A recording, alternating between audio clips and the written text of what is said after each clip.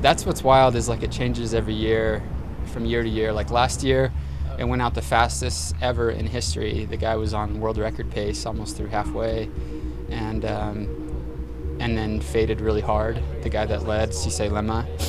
And other years, like, you know, sometimes they go out slow and they usually don't make moves until after Heartbreak Hill at like mile 20, 21. So it can just vary so much. We're doing this at marathon pace, so probably 4:45 to 4:50.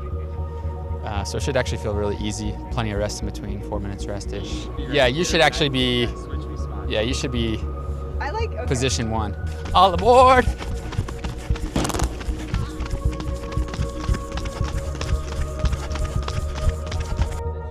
Here we go.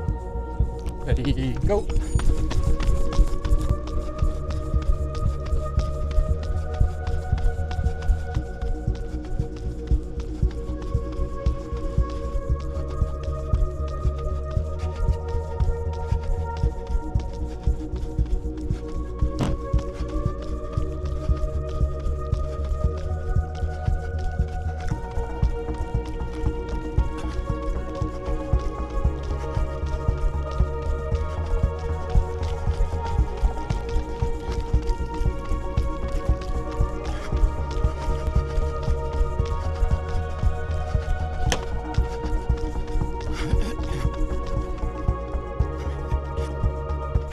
There's not a mile that's even flat in the whole course, it seems, except for maybe the last mile.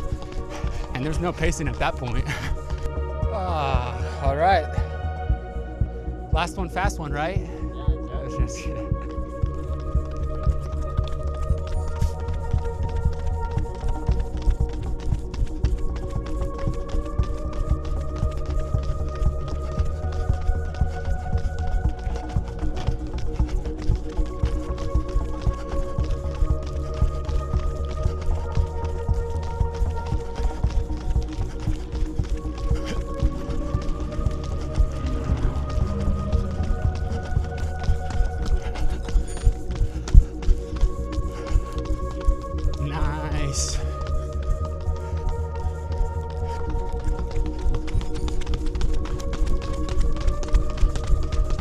Man.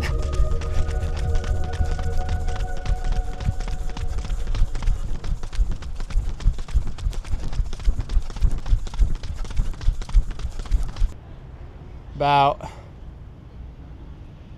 155, 155, maybe like 170. Oh, that one I didn't drink. So good. I'm supposed to get between like 150 and 200. Could have probably held on to it a little longer, but. Going to try and get on that podium.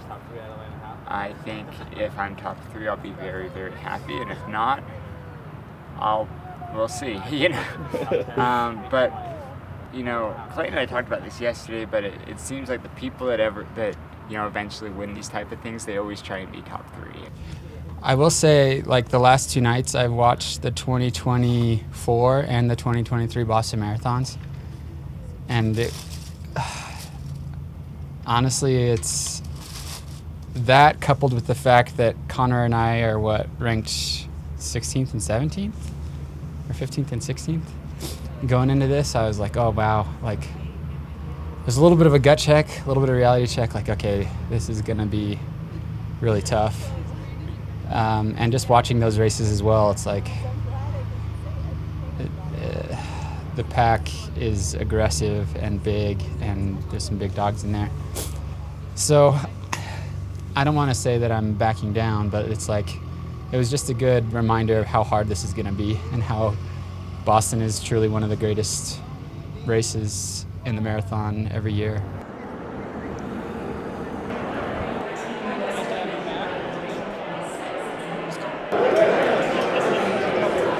You know, it's really cliche, but it's just like this idea of this celebration of fitness that I've been able to gain over the last 16 weeks. It hasn't been easy. There's been a lot of downs in my last 16 weeks of training, but it's kind of all come together in the last 4 weeks.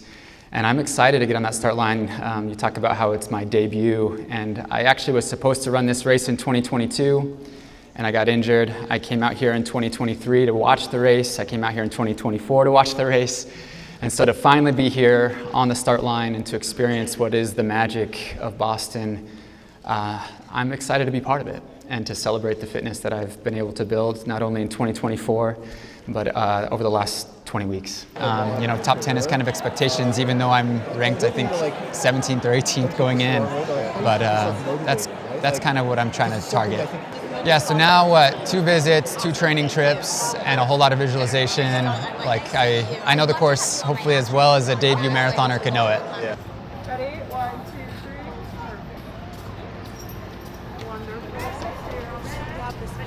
3. Perfect. Wonderful. Still about 600-700 to go is when her and Lexi got her out there. Oh my God, that's weird. There was a little log in the middle of the trail, and I stepped on it. If you're gonna see him, by all means. Oh, okay, perfect.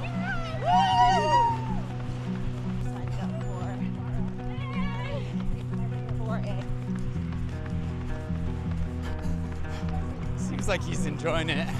I hear he's having an after party from the long run there. Actually, I don't know, but come on. Come on over. How are you? Good, how are you? Good. Thank you so much. Of course. Good luck to Monday. It's all good. Good catch.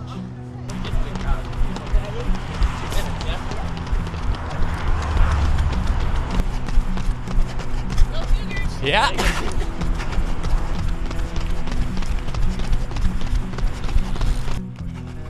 What?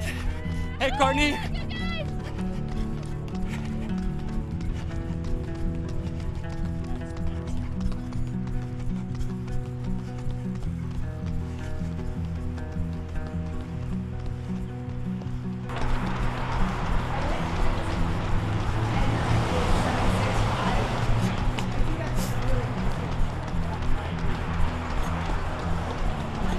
See ya. Bye. Sorry you've been a part of this craziness.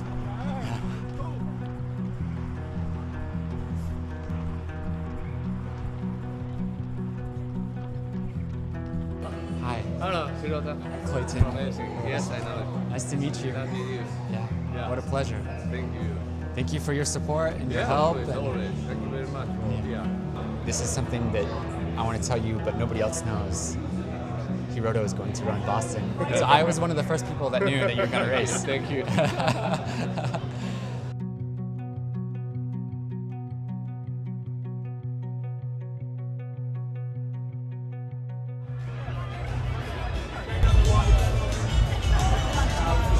Thank you. How's Ty doing? You gotta look at the product placement. Did you see this cadence can right here?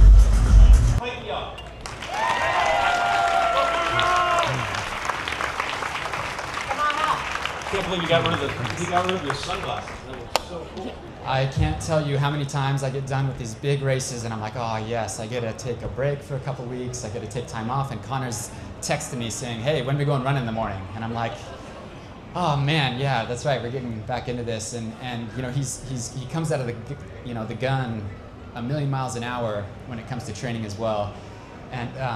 And so he really keeps me focused on what's next. And those of you that know me, I'm big into the mental side of running, and I like to use power statements like, you belong, and why not me? And that's when I can really fuel the body more than just let's go, Clayton, pick it up, Connor's dropping. But I think we're done with all of our appearances, so get a decompress, to be honest. Carbo load. I haven't eaten enough carbs today, to be honest, so working on carbs, chill. Dinner tonight with Todd and the crew, and a lot of friends, honestly, a lot of good friends, so I'm excited about that. Good Friday walk. I think everybody knows Jared. I don't know if everybody knows Erica. On the treadmill later, but if we go 3, I'm not, so anyways. I talked to him before the press conference, and he was just like, I've been injured. And then at the press conference, he says it outright. I was like, wow, you're bold. Yeah, you have to tell them no, and then of like, oh. Is there anything that Oh yeah. those two things like accepted it now at least? Yeah. Maybe after the race. Thank you. Who I know you from? You came down busy? Yeah, that's Well, I mean, it's gonna happen. But when you have. Thank you. Thank you. Thank you so much. Luck to you. You said you're doing some strides? Yeah, I'm just gonna do a little stretching first. Okay.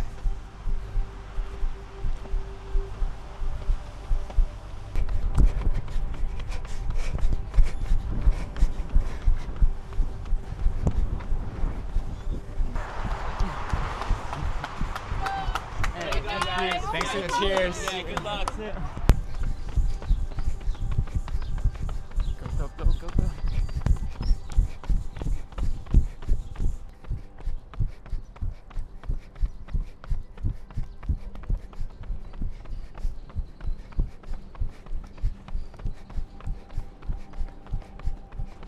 Support person, you're welcome to attend.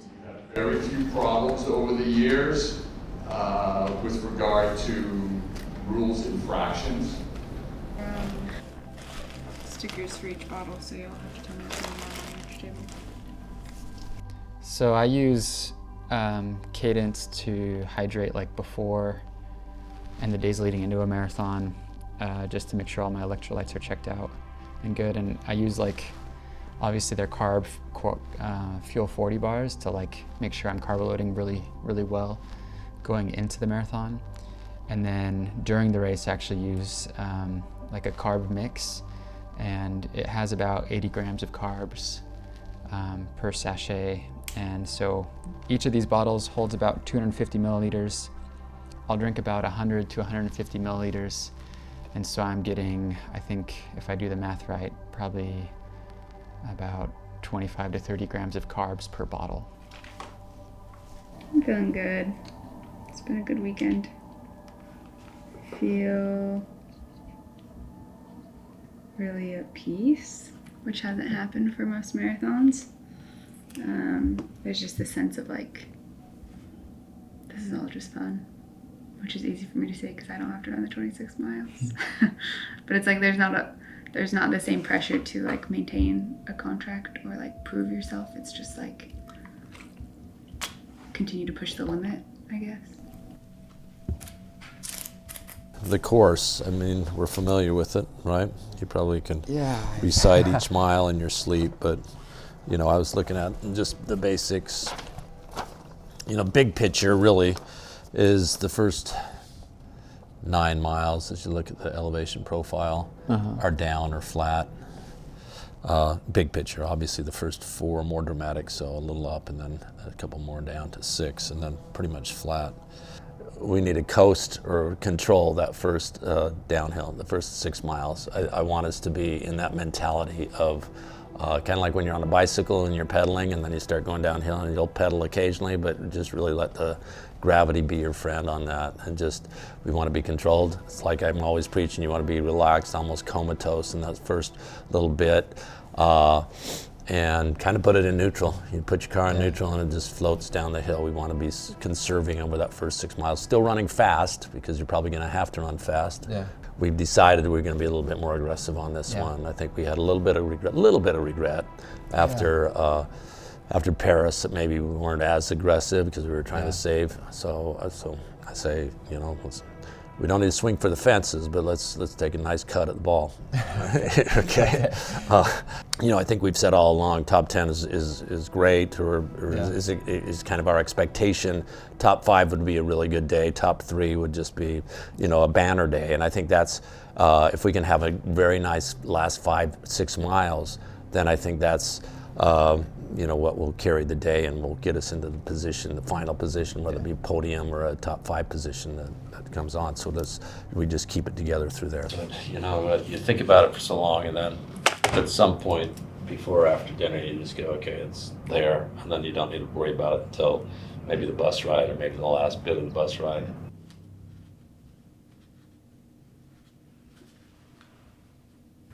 Number 19. It's not my lucky number, but it's Ashley's, so it's a good sign.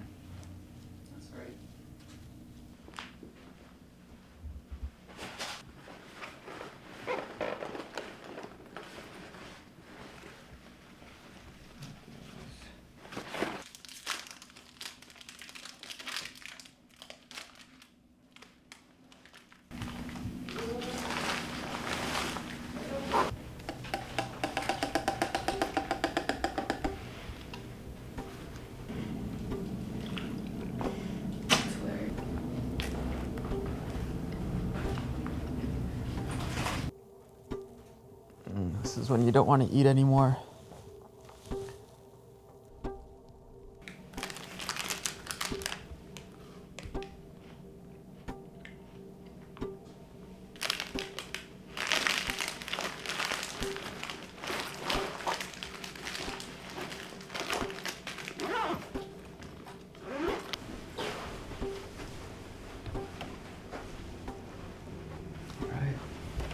Never give up.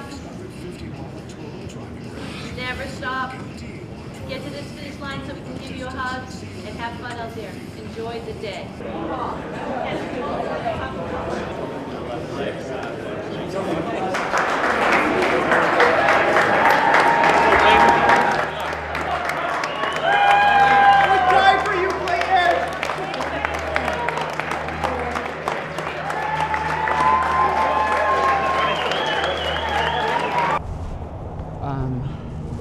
See you out there. Love you.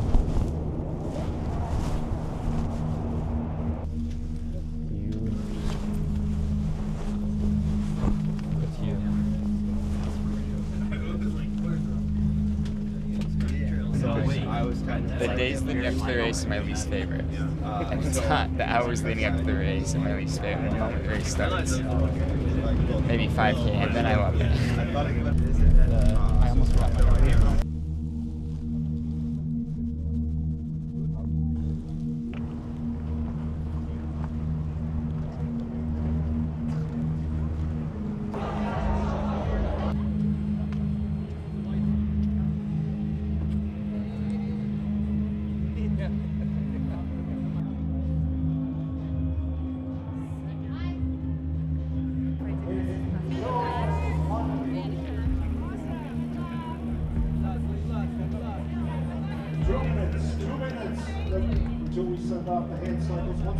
We cover moves, we're cruise missile on the hills, again, keeping contact as best we can. Again, is that all you got? You know, yeah, because there will be some body blows. It's like Rocky right here, and then you just got to say, is that all you got? All you got. And as those happen, and they will happen, and whoever it is that makes the move, whether it's your teammate or whether it's some of the very talented East Africans that we're running against there, you need to be attentive to those moves. Welcome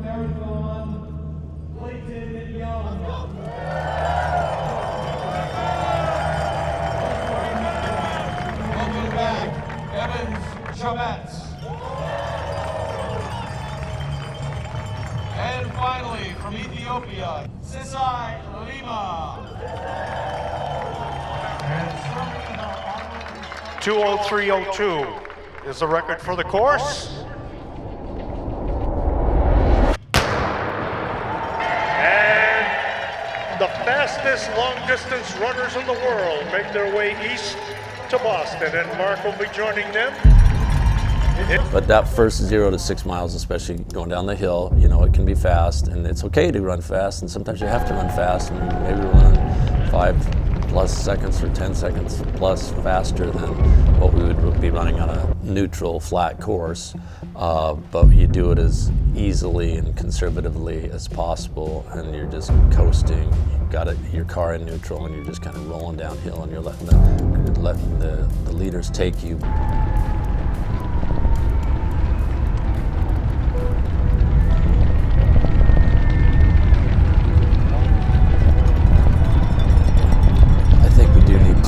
Like I say, we need to feel strong the entire way.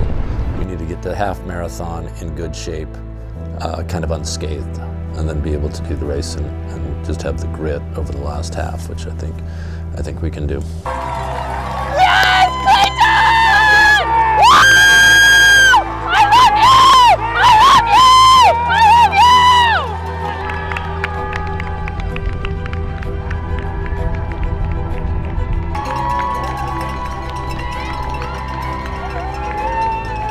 Oh my gosh, here they come. Yes, Clayton! Woo! Flow, baby, flow!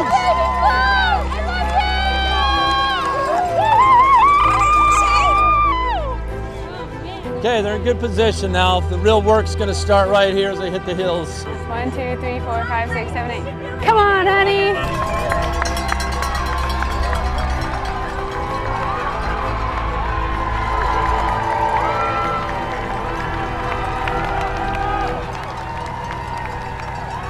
I will cover it for 100 seconds and then I can reevaluate. I can hold for 100 seconds.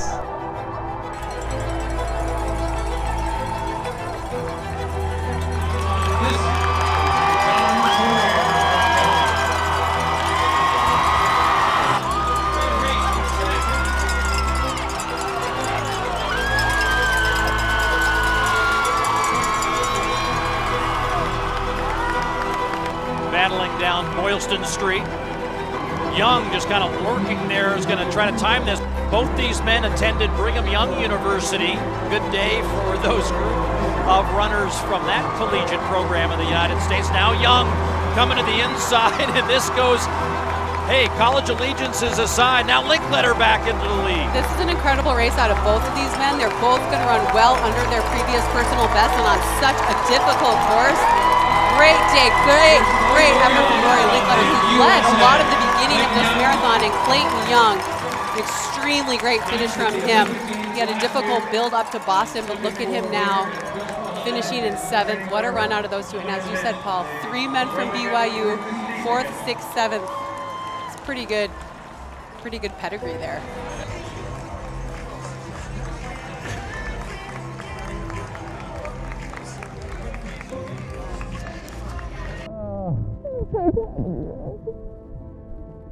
Good day. Good day. Good day.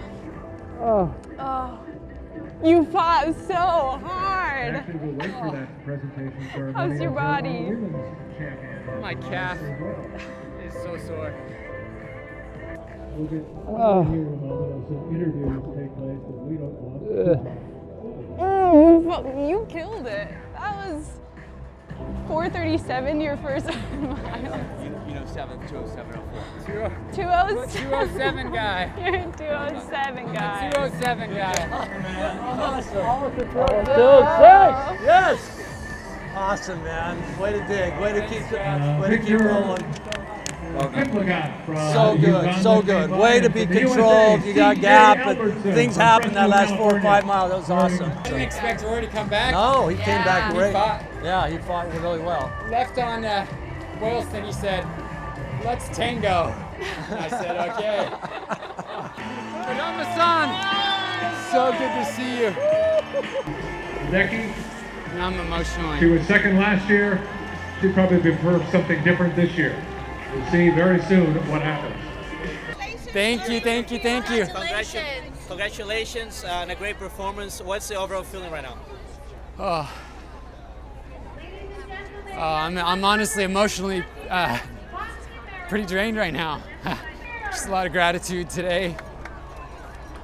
The middle of that race can be pretty scary when you're in a pack of 14, 15, I don't know how many guys looking around, and for sure there were moments when I felt like I couldn't make it. At about mile 20, you could say I was pretty broken. I ran like a 5:20, I don't know, and the pack pulled away. And but it definitely was like pretty touch and go there the last 5K. Kind of feels nice to cross that line and know that I gave it everything I had, and it was a good day. It was a good day.